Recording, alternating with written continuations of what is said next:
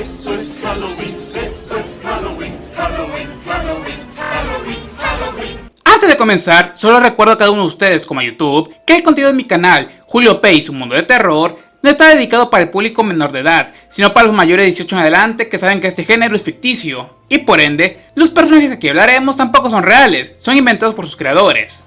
Hola a todos, es hora de regresar nuevamente, como muchos saben, a otra sección favorita que aman. Personajes posibles o no que nos gustaría ver en el Puniverso y por ende también en el cine de terror. Con este pedido, sido justamente de Eduardo Reatigui Cueva. Así que checamos juntos y sus opciones pueden entrar o no a este mundo entero.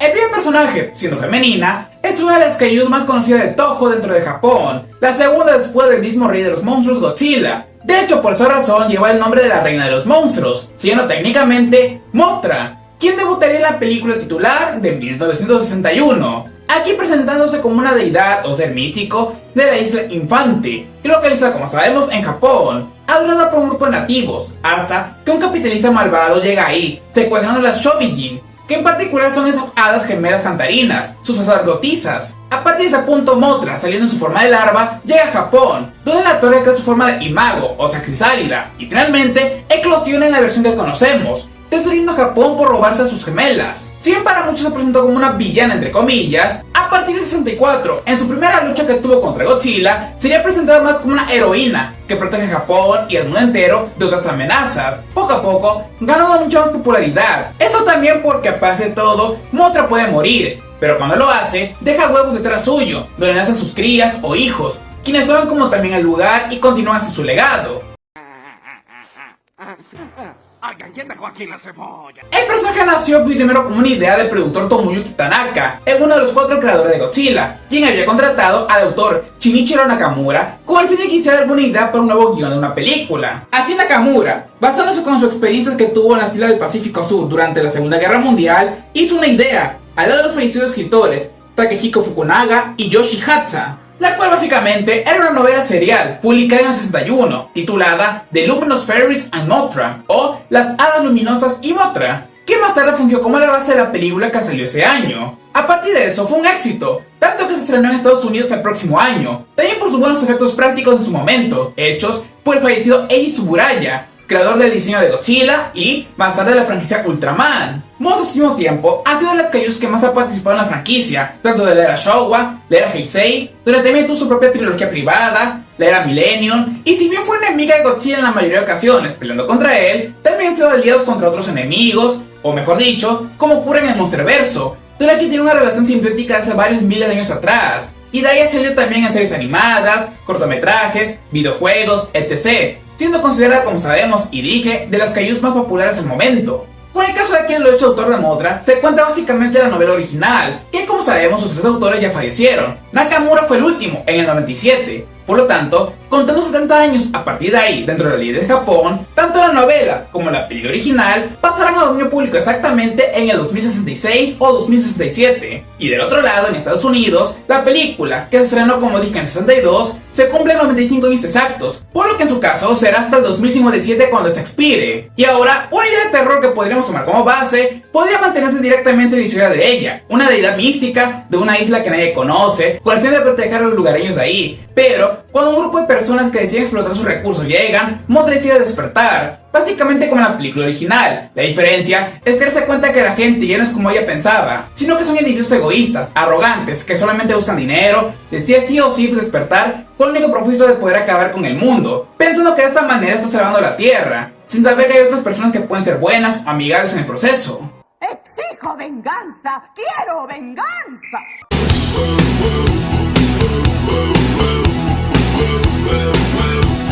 De aquí, con el segundo, pasamos a una serie de los 80s, que nació justamente a la par que He-Man, o los Amos del Universo, aunque en este caso, siendo exactamente los Thundercats, de 1985, presentando una historia más compleja de lo que esperaba, ya que aquí todo comienza en el planeta Thundera, la cual está muriendo. Así que aquí, la raza misma, los Thundercats, deciden irse con el fin de poder sobrevivir, aunque en el proceso, sus naves son atacadas por sus enemigos, los mutantes de Plundar, que quieren como tal asesinarlos, pero sin mismo tiempo, no matan a nuestro grupo principal, porque en su nave tienen la espada del augurio, la cual en su interior a su vez está el ojo de Thundera, la fuente de poder de cada uno de ellos. Lo que nadie espera es que la espada logre repeler a los mutantes, y así nuestros sobrevivientes continúan su trayecto, donde Yaga, el miembro más grande del grupo, decide ser quien pilota la nave hasta la tercera tierra, su nuevo objetivo. Tristemente termina muriendo en el proceso, por los años que pasan, mientras que los demás dan sus cámaras de éxtasis para descansar, y una vez ahí, logran llegar finalmente a su destino, siendo compuestos de Leono, nuestro protagonista, quien a diferencia de sus compañeros, su crecimiento se detuvo por su cámara, siendo literalmente un niño en el cuerpo de un adulto.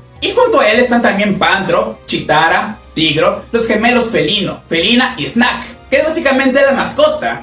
Ahí, junto a los nativos, logran construir su nueva base Barrogar, hasta que los mutantes descubren su ubicación, porque a partir de ahí fueron contratados por Munra, un hechicero tipo momia muy poderoso, quien solo quiere una cosa: conseguir la espada del augurio, el ojo de Thundera, matar a los Thundercats y conquistar el universo completo. Comenzando así esta larga y como también compleja historia, que quisiera abordar más pero no me quiero ir de largo. ¡Sí! ¡Que se largue! Esta serie, que tuvo más de 4 temporadas, fue creada en un inicio a mano del fallecido Tobin Wolf, quien, a comienzos de los 80s, en el 81, hizo unos dibujos de unos personajes tipo felinos. En pocas palabras, personajes con grandes poderes, entre fantasía y ciencia ficción, que peleaban contra el mal. Así le llevó a la historia a muchas compañías, y la que lo aceptó fue Telepictures, quienes, a través de Rankin Bass, su compañía principal que tenían como subdivisión, comenzaron a producirla. En realidad, Thundercats es una producción entre Estados Unidos, los productores y Japón, ya que este último país fungió para la animación, cosa que nos damos cuenta en ciertas instancias. Pero le fue muy bien, duró como mencioné 4 temporadas hasta el 89, teniendo como otro un videojuego en el 87, y luego la misma franquicia fue adquirida por Cartoon Network, mejor dicho por Warner Bros., cuando adquirió la Telepictures, la cual se había fusionado antes en el 86 con Lorimar Television. Básicamente se hicieron dueños de ambas, así que por esa razón, Warner Bros. Más tarde lanzaría lo que sería el reboot del 2011, que muchos tal vez llegaron a ver, incluyéndome, y por último, el otro reboot de 2020, que fue tan mal que lo cancelaron tras una sola temporada porque la gente lo odió. Pero sí, así la historia completa. Exceptuando que también viene un live action en forma de película, que será dirigida por Adam Wingard, el mismo de Godzilla vs. Kong, You're Next, Tú eres el próximo, y quien también hizo el live action Death Note, que fue odiado por muchos fanáticos. Crucemos de que aquí salga muy bien.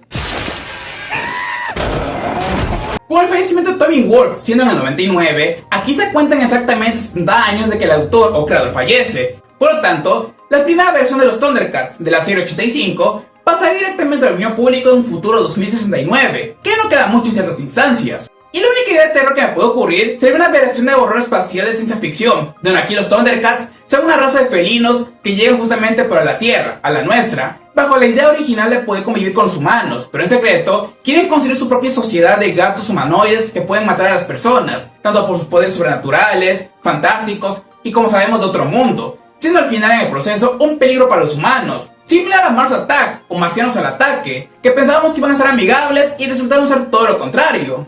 Pero padre, el internet es real, está afuera, en un lugar, yo lo sé. Ay, por última vez, olvida eso. El internet no existe.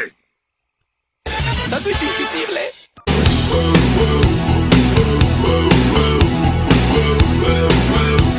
Con este personaje regresamos a Japón, con otro kaiju que también muchos fanáticos de Godzilla conocen, por ser uno de los 3 grandes que componen este trío. Exactamente, Rodan, el pterodáctilo de fuego, quien debutó en la película titular del 56, 2 años después de Godzilla. Aquí al inicio nos presentan a la aldea minera del Monte Aso, el cual misteriosas muertes de los trabajadores empiezan a ocurrir, y los villanos en un inicio pueden ser estas libélulas gigantes, llamadas Megamulón, una especie prehistórica que se creía extinta. Aunque no es todo, porque a mitad de la historia aparece la verdadera estrella, Rodan, mejor dicho, 2 Rodan, una página de pterodáctilos de fuego, que se creían también muertos hace varios años atrás, que despertaron por el uso de las bombas nucleares en aquel momento. Así comienzan como tal su destrozo alrededor de todo el mundo, Japón, Filipinas, Corea, hasta que el gobierno logra matarlos. Tristemente no como esperaban, porque el volcán del Monte Aso explota, y los dos, no queriendo morir separados, deciden hacerlo juntos. Una manera un poco triste de verlo. ¿Quién dejó aquí la cebolla? Rodan fue creado a mano del fallecido novelista y autor Ken Kuronuma, el cual se inspiró para la historia en el incidente ocurrido en Kentucky, Estados Unidos del 48, cuando, el 7 de enero de aquel año, el capitán Thomas F. Monter terminó falleciendo en un accidente aéreo cuando supuestamente perseguía un ovni. Esto último incluso es referenciado en la película, ya que Rodan al inicio es confundido por un ovni y acaba con muchos aviones que lo persiguen. Su nombre al mismo tiempo proviene de lo que es la segunda como cuarta sílaba de Pteranodon, la especie prehistórica en la que se basa, aunque técnicamente en un inicio era Radon, así es como suena en Japón. Se cambió a Rodan en el mercado estadounidense y extranjero para no confundirlo con el elemento químico que se llama igual, radón. Y a partir de ese punto salió más tarde en el 64 con Godzilla, en Ghidorah, The Three-Headed Monster o el monstruo de tres cabezas, primero peleando y luego uniéndose junto a Mothra Larva para luchar contra el dragón de tres cabezas, cosa que ocurrió 2 ocasiones después en la era Showa. Luego regresaría hasta la era Heisei justamente en Godzilla vs Mechagodzilla 2, su última aparición. Tras esto en Final Wars de la era Millennium, y por último, en el Monsterverso, tanto en Godzilla King of the Monsters y, en caso que no hayan visto, siendo la sorpresa final de la segunda temporada de Monarch Legacy of Monsters. Sí, aparece ahí, aunque algunos dicen que es un segundo Rodan, porque el primero estaba en México. Con la muerte de Kuronuma ocurriendo en el 85, también se cuenta aquí 70 años después de ese punto. Por lo tanto, la primera película Rodan pasaría directamente al dominio público en el 2055, mismo año que también pasará en Estados Unidos, ya que allá solo se registraría hasta el 59. Por lo tanto, sumando 95 años, también caería como dije en el 55. Y la idea de terror aquí podría mantenerse de la misma manera, solo que siendo un cambio diferente, que Rodan haya sido un depredador en el pasado, que se cree extinto, muerto. Sin embargo, por su habilidad de fuego, logró anidar en el centro de la Tierra, justo en el magma, y tras una actividad minera despierta, con el único propósito de acabar con el mundo, comerse a las personas, con el fin de alimentarse de ellas, destruir ciudades, países, etc., sin importar directamente los peligros que causa. Disculpe, pero Bonbon ya nunca peleó contra Rodan y...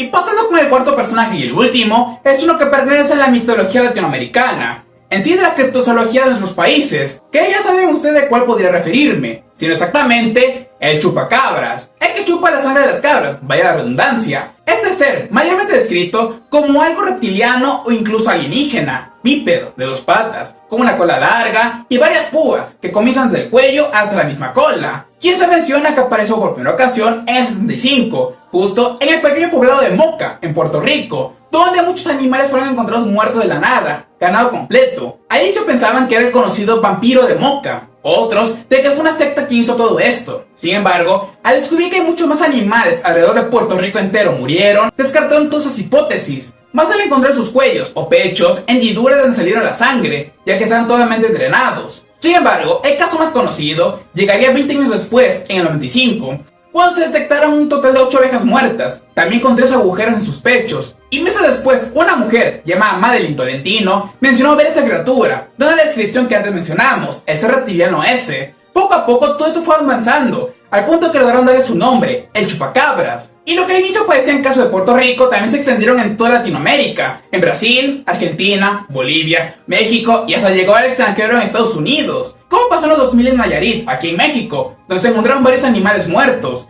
También con esto en Calama, Chile, en la pequeña ciudad minera donde también se encontraron este tipo de cosas. Así la gente empezó a especular directamente de qué demonios era, hasta le dieron otra descripción, siendo aquí una especie de coyote o perro o lobo, también de 2 patas, garras largas, dientes alargados y filosos que mataba desgarrando a sus víctimas, aunque esta descripción se fue dando principalmente en lo que era Estados Unidos, en el sur del país y por ende norte de México. Incluso pasando los años hasta el 2019, que fue el último reporte, continuaron dándose estos avistamientos misteriosos. Sin embargo, para los escépticos que no creen en nada de eso, piensan que fueron 2 cosas diferentes. La primera, que la criatura que la mujer Madeline vio fue porque confundió justamente de la película de Species o Especie del 95, donde nuestra protagonista y villana Seal tiene esta apariencia que les dio a los medios, y que justamente ella vio la película en aquel momento cuando ocurrieron las muertes de los animales. Otros mencionan que la sangre jamás se drenó, a pesar que el reporte inicial mencionaba lo contrario. Por lo tanto, los primeros casos del 75 al 95 siguen siendo un gran misterio que nadie ha sabido resolver al momento, y a partir de ahí ha sido visto el chupacabras en diferentes fuentes, como justamente siendo un villano de Scooby-Doo, con una apariencia tipo Pie Grande, 2 películas de terror hechas por el canal Sci-Fi de bajo presupuesto pero entrañables, y por ende la franquicia mexicana de leyendas, sino también de los villanos principales, porque al final del día el chupacabras es dominio público, el concepto original, así que le pueden dar la apariencia que quieran, reptiliano o canino, como se le ha dicho para varios. Y dentro de una película de terror, aparte de las que hay, se puede hacer la teoría que muchos tenían, que era una especie de experimento del Área 51 que escapó y se fue corriendo de Estados Unidos a México, y posiblemente de ahí a otros países, que aunque suene loco, también podría ser posible viéndole un aspecto más fantasioso y como sabemos ficticio, una criatura que experimentaron y que convirtió finalmente en un monstruo hecho y derecho. Llegando a ese punto del video, de los 4 datos mencionados, uno es dominio público, por ende el concepto del chupacabras o el personaje completo. Tras esto, el más cercano a pasar sería Rodan en el 2055, tanto para Japón como Estados Unidos. Luego de esto, la película de Mothra en el 2057, al menos lo que es en Estados Unidos, y en el caso de Japón, hasta un posible 2067 o 68, y finalizando con la serie de los Thundercats, tal vez pueda ocurrir en el 2069. Pero de esta manera, mis amigos, es como finalizamos con este largo pero a la vez entrañable video, que espero hayan disfrutado, tanto ustedes como Eduardo Reati Vicueva, quien nos hizo el pedido. Invítalo de esta manera que me apoyen con este canal, Julio P. Su Mundo de Terror, donde también subiremos más cosas, actualizaciones, noticias, etc. Por eso se pueden suscribir, darle like, compartirlo quienes quieran y activar la campanita de notificaciones. Síguenme en mis redes sociales, que son las de Instagram, TikTok, Facebook, Twitter y Clapper, donde les sabe cualquier otra cosa. Y no se preocupen, ya estoy trabajando en más y más videos para ustedes con el fin de que se entretengan, y sabrán en un futuro cuáles serán. ¡Hasta la próxima! Creo que intenta chuparle el cerebro a Billy. Pobre, se va a morir de hambre. Esto es Halloween.